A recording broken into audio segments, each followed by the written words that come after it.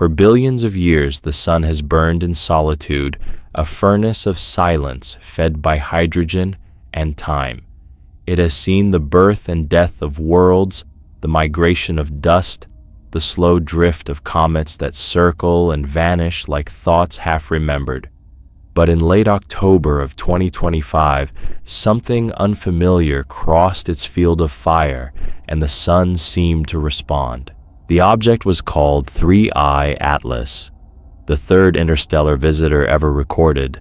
It came from nowhere. We could trace a ghost from another system, another era, another chemistry of light. For months, it had moved quietly through the solar system, a fragment of the unknown, on a steady arc toward the sun. And then, just days before its closest approach, it began to shine. Not a gentle glow, not the usual vaporous halo of a melting comet, but a burst. Observatories around the world measured the increase. Its brightness climbed exponentially far beyond expectation. By October 29th, at a distance of 136 astronomical units, it was burning several magnitudes brighter than any known object of its class. No one could explain why. No model fit. At that same moment, the sun itself entered chaos.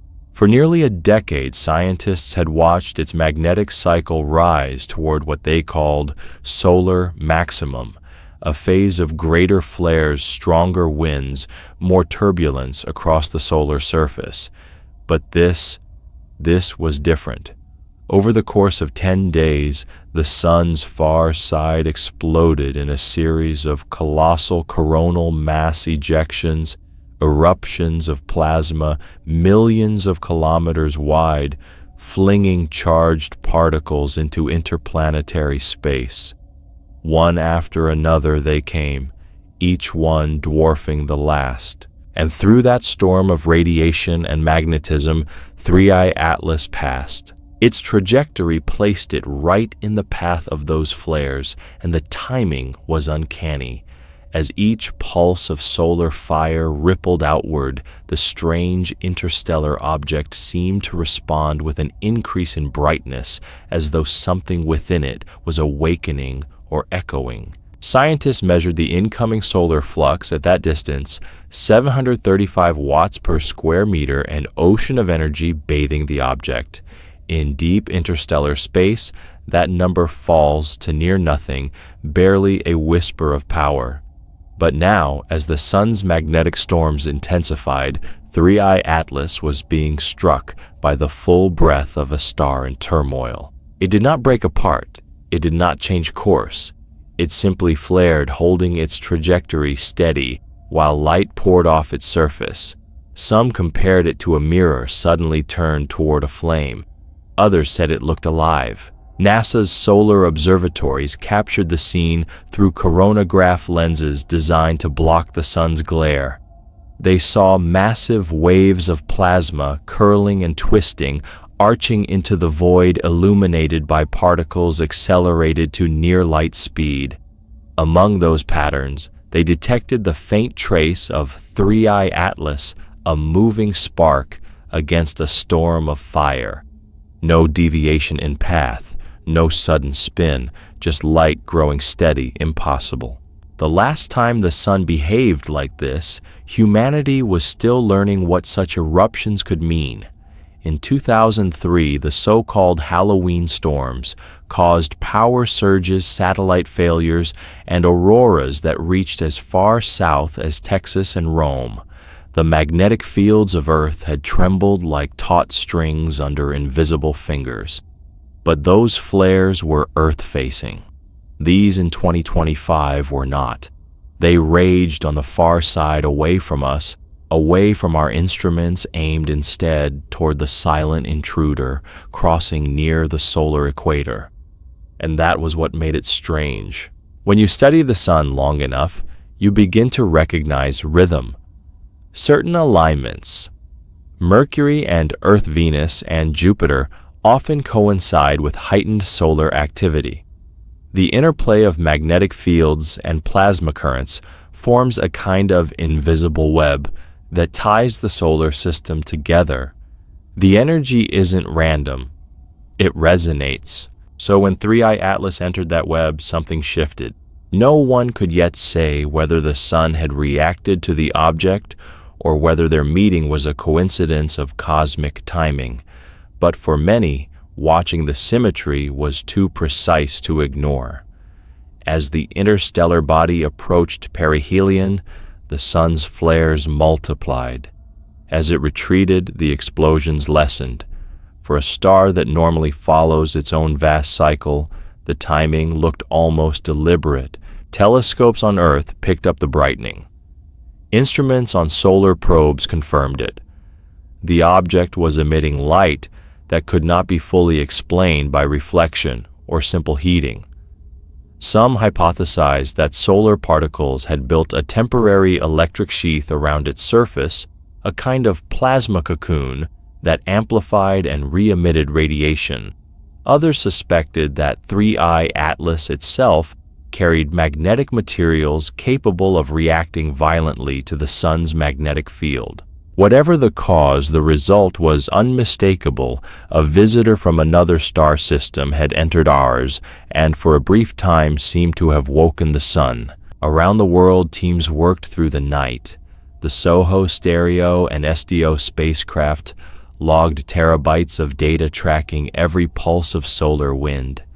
The coronagraph images revealed complex waves in the solar corona patterns of motion that hinted at deep magnetic resonance. In certain frames, the region around 3i Atlas appeared denser, as if the solar wind was folding around it. Some scientists described it as a standing wave, a pocket of stability within chaos. To most people, these were just numbers, graphs, colors.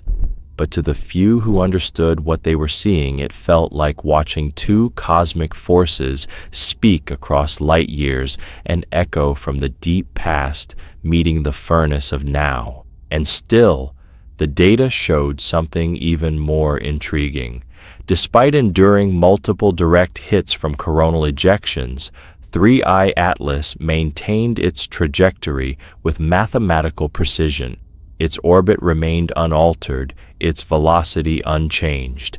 The immense forces of solar radiation pressure should have shifted it even slightly, yet like a needle locked to true north, it kept its line. That led to another question one few dared to voice aloud. If 3i Atlas wasn't just a fragment of rock and ice, what else could it be? It didn't behave like any comet we knew. It had no visible tail, no distinct nucleus or sublimation trails. Spectral analysis revealed odd chemical signatures, heavy in nickel and CO2 low in iron. The composition was more metallic than icy. Some even compared its spectrum to fragments of interstellar asteroids, relics from ancient shattered worlds. As the solar storm raged, the world watched. For the first time in modern memory, both the sun and a visitor from beyond were caught in a mutual performance of energy, two actors sharing the same cosmic stage. And beneath that dance, a thought began to take hold in the public imagination. What if 3i Atlas didn't just survive the sun's fury? What if it somehow fed on it? It was an idea no scientist would publish, but many whispered. After all, every time the sun flared, the object brightened. Every time the radiation peaked, it gleamed like a small second star. The line between science and wonder blurred. Some saw it as a message from the universe, a reminder that we still know so little of the forces that shape us. Others dismissed it as coincidence, a fluke of physics and geometry. But deep down, everyone who looked at those images felt the same strange stirring, the sense that something vast had just happened. Something ancient and alive had brushed the edge of our solar system, and in its passing had woken the light. The night sky after October 29th seemed brighter, Solar wind crackled across magnetospheres. Auroras bloomed further south than expected. Satellites jittered. The air itself felt charged, as if the whole planet was breathing with the sun. No alarm was sounded. No disaster struck. Yet across observatories and home telescopes, people watched the same flickering trace of 3I Atlas fading toward the orbit of Mars, glowing still like a spark carried off by a storm. The sun returned to its usual rhythm, though the tremors of its great flares still echoed through space. And for a brief moment in cosmic time, something uninvited had crossed its path, and the universe had answered with fire. For a moment, the solar system seemed to hold its breath. The data streams quieted. The flares subsided. The storm waned as if the sun itself had grown tired of its own violence. Yet something had changed in the way the light reached us, sharper, quicker, carrying a new pulse beneath its brilliance. 3I Atlas had passed its perihelion, but the echoes it left behind were not fading. NASA's solar observatories continued recording, and the numbers began to tell a story more complex than anyone expected. The object's brightness had not simply peaked. It had defied all the mathematical curves drawn for it. It should have dimmed by now, burned through its surface materials, scattered its dust. Instead, it was holding still, radiating at nearly the same intensity as during its closest approach to the sun. That was not supposed to happen. Comets obey thermodynamics. Their behavior is predictable. But 3I Atlas was never a normal comet. It was an interstellar fragment, and in that foreign chemistry, something unknown had awakened. Scientists compared light curves from SOHO and stereo. Both confirmed the anomaly. The apparent magnitude that should have been around 9 was measured closer to 7.5. The difference might sound small, but it meant the object was reflecting or emitting almost twice as much light as expected, and still no visible tail. The surface seemed metallic, reflective but not mirror-like, almost textured like something half crystalline, half forged. The data hinted that this object was enduring a direct bombardment from the sun and responding not by disintegrating, but by transforming. In the language of science, this is called nonlinear feedback. In the language of myth, it is rebirth. At the same time, the sun was entering another stage of unrest. Solar observatories across the world reported that the far-side activity hadn't stopped. It was merely rotating into view. 2 massive sunspot clusters, each large enough to swallow the Earth several times over, were now approaching the Earth-facing side of the sun. The next flare wouldn't be hidden on the far side. It would face us directly. For those who remembered history, that realization stirred a chill. In 2003, the Halloween storms had erupted just after a similar rotation from far side to Earth side, unleashing a cascade of geomagnetic events that affected nearly every satellite orbiting our planet. Power grids failed. Aurora danced at the equator. The air itself shimmered with ionized light. Now, once again, the timing was eerily precise. It was late October. The flares were intensifying. The magnetic fields were aligning, and 3I Atlas was still there, close enough to catch the edge of every solar breath. Astrophysicists began running magnetic simulations, complex models that visualized the sun's interactions with interplanetary plasma.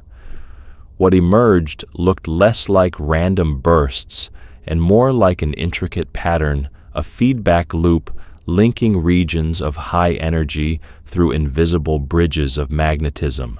And in the midst of that network, the path of 3I Atlas traced perfectly through one of the strongest current channels. It was as if the object had flown directly into the heart of a cosmic circuit. Some researchers hesitated to say it out loud, but the implication was clear: the sun's activity might not be entirely self-contained. Even the most cautious scientists admitted that if magnetic resonance could extend across millions of kilometers between planets, then perhaps an interstellar body, dense, charged, and moving at hyperbolic velocity, could provoke a temporary resonance strong enough to alter the solar corona itself. It was in essence the universe's version of a tuning fork, and 3I Atlas might have struck the sun. For days, Earth's magnetic field began to shift. Small fluctuations at first, the kind that disturb satellite compasses and make aurora forecasts uncertain. But by October 31st, readings from magnetometers at both poles spiked sharply. We had entered a G1 geomagnetic storm, minor but growing. At the same time, a new stream of high-speed solar wind was approaching, launched from a coronal hole that had remained active for nearly 15 solar rotations. To space weather scientists, that hole was infamous, a persistent wound in the sun's magnetic surface cycling energy toward Earth, like a slow heartbeat. Now it pulsed again, and with it came a warning. Because each time in the past when that same stream struck Earth, it had coincided with strong seismic activity magnitude 7 or higher. Coincidence perhaps, but the correlation lingered. When particle density dropped below a certain threshold, it created conditions eerily similar to a vacuum pulling at the planet's magnetic shield. Some speculated that this could subtly alter tectonic stress, a cosmic breathing between Earth and the sun. The universe, it seemed, had its own ways of whispering through matter. As early November approached, another alignment drew closer, the full supermoon. It would rise on the 5th, nearer to Earth than usual, bright enough to shimmer against the aurora, and close enough to intensify gravitational tides. At that same moment, the largest sunspots seen in decades would be centered on the Earth-facing side of the sun. The geometry was beautiful and terrifying. Every rhythm pointed toward something extraordinary: solar plasma, lunar pull, interstellar resonance, all converging in a span of days. It was the kind of alignment poets would once have written about in trembling awe, and scientists would later measure in terabytes of data. Yet neither language could fully contain what it meant to feel the weight of that convergence, to stand on a small blue planet, looking up at the same star that sustains you, and realize it may be on the verge of roaring again. By November 2nd, telescopes caught 3I Atlas still glowing, though dimmer now, as it drifted toward Jupiter's orbit. But its path remained eerily precise: no gravitational perturbations, no scattering of fragments, no dust cloud in its wake. It moved like a thought that refused to fade. In its wake, the sun continued to pulse. Flares rose, subsided, rose again, like the slow inhale and exhale of a living thing rediscovering its strength. And on Earth, auroras began to bloom across the northern hemisphere. In Alaska, green curtains spread across the sky like silk. In Scandinavia, pink and violet waves rippled through the midnight air. Even across Europe, faint glows danced at the horizon, as if the heavens themselves were remembering color. News channels called it a mild storm, but for those who looked longer, the feeling was unmistakable. Something was stirring beneath the surface of the sun, and whatever it was, 3I Atlas had touched it. There was a strange poetry in the data. Every pulse of light carried a rhythm that echoed in perfect mathematical symmetry with the object's passing trajectory. It was not evidence of causation, but it was a pattern too elegant to ignore. Scientists are trained not to dream, but in quiet moments even they feel it, that certain beauty of uncertainty, when the laws you thought you understood reveal a deeper coherence, like a melody beneath the noise. 3i Atlas had arrived as a mystery and left as a mirror showing us our own limits, our own hunger to explain light, and our quiet fear of what happens when something answers back. The sun, meanwhile, continues to burn older, wiser, perhaps subtly changed. Its storms will calm, then rise again. And one day, long after we are gone, another fragment from the deep will cross its path. Another dialogue of plasma and silence will unfold. For now, the instruments hum, the data trickles in, and somewhere beyond Mars 3i Atlas sails outward, carrying the memory of a moment when a single spark from another world reminded our star that it could still awaken. Night fell across the northern hemisphere and the heavens began to shimmer. At first it was faint, a pale green glow just above the horizon. Then, as the hours passed, it bloomed into vast rivers of color, curtains of violet and blue, bands of crimson bending in silence. The aurora had returned brighter than in a generation. But this time, the light carried something new, a strange rhythm, a flicker that pulsed in sync with distant solar storms. Every few minutes the glow brightened, faded, and brightened again, as though the sky itself were breathing. Somewhere in that breath, scientists felt a presence not mystical, not imagined, but deeply physical. The solar wind magnetism plasma, all converging in perfect timing. The Earth's field vibrating like a string struck by a cosmic hand. It was the first days of November 2025. The sun was awake. The two massive sunspot clusters now faced Earth directly. And what followed was unlike anything in the data of recent decades. The first major flare erupted on November 3rd, a blinding flash that saturated instruments even from 150 million kilometers away. X-class, off the charts. Within hours, satellites registered ion storms spreading through the upper atmosphere. Communication links flickered, compasses drifted. The ionosphere began to hum with invisible electricity. The sun's voice had crossed the void, and Earth was listening. By dawn of the fourth auroras were visible as far south as Rome, Tokyo, and California. The entire magnetosphere vibrated, wrapped in light. Airline flights were rerouted. Ground stations switched to manual backup. Yet even through the interference, the world watched, transfixed by the beauty of a storm that could destroy it. In the midst of this chaos, astronomers noticed something extraordinary. The rhythm of the solar pulses matched the fading echoes of 3i Atlas's brightening curve. Every flare that struck Earth mirrored a smaller pulse detected days earlier in the object's reflected light. The resonance was too precise to ignore. Coincidence again, perhaps, but the pattern repeated over and over like an echo from the deep. And then, on November 5th, the night of the full supermoon, the sky blazed.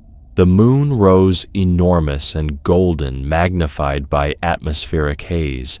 For a few hours it seemed almost alive, shimmering with soft electric hues as solar particles struck the magnetotail extending beyond Earth. The magnetic field of the moon aligned perfectly with that of Earth, forming a bridge of plasma between the two. In that brief window, the world stood inside a luminous tunnel of energy, a cosmic alignment that could only happen once in centuries. The sun roared again, one final outburst that crossed the solar wind in less than 9 minutes. The electromagnetic shock wave reached our planet hours later. Satellites dimmed, auroras turned blood red, and the sky itself rippled like a living sea. People stepped outside their homes, their cities, their machines, and looked upward. For once, humanity stood silent together, billions of eyes lifted toward the same trembling light. It wasn't fear they felt, it was recognition. Somewhere in the motion of that living sky, they sensed the echo of something ancient. Not a message, but a memory. the memory of the sun awakening when touched by a visitor from beyond. 3I Atlas, now far beyond Mars, still glowed faintly. It was moving toward the outer planets, its course steady, its mystery intact. But in its wake, it had left the solar system ringing like a bell. Even after the storm subsided, strange resonances lingered. Radio telescopes picked up low-frequency oscillations in the solar wind patterns that rose and fell every few hours, consistent, harmonic, almost musical. Some dismissed it as background noise. Others heard a language written in plasma. One researcher described it quietly in her journal. It feels like the sun is singing back. In the days that followed, as the magnetosphere calmed, a new serenity fell over the planet. The skies cleared. The sun returned to its normal brightness, though its surface shimmered with new textures, finer, more intricate, as if rethreaded by its own magnetic storms. The world's media called it the Great November Lights, but to those who had been watching closely, it felt like something deeper. Because beneath all the science, all the numbers and instruments and solar graphs lay a truth that no data could contain, the feeling that for one brief moment the universe had spoken not in words, but in light. The message was simple and yet endless, that everything, stars, planets, storms, even silence, is part of a single conversation. That energy does not travel alone. It remembers where it's been, that maybe every flare of the sun is an echo of something reaching back from the dark. And so the scientists went back to their screens. The world returned to its pace, but those who had seen the sky that week knew something had shifted. The line between chaos and beauty had blurred. The line between what we observe and what observes us had thinned. 3I Atlas, that silent traveler from another system, had crossed our star and moved on. Yet, in doing so, it left a fingerprint not only on the sun but on our understanding of what the cosmos truly is: not a cold machine, but a living current of energy, pulsing, remembering, responding. When light from the sun reached Earth again days later, its warmth felt different, gentler, fuller, as if carrying the memory of its encounter. And in that warmth, a quiet thought arose. Perhaps the universe doesn't need us to understand it. Perhaps it only needs us to listen. The sky no longer looked distant that night. It looked close, like a reflection. The stars, no longer indifferent, seemed alive in their stillness. And somewhere beyond the reach of every telescope, 3I Atlas drifted between worlds, its trail, fading, its silence, absolute, its purpose fulfilled. The sun breathed once more, a soft golden rhythm across blackness, as if whispering, "I remember you."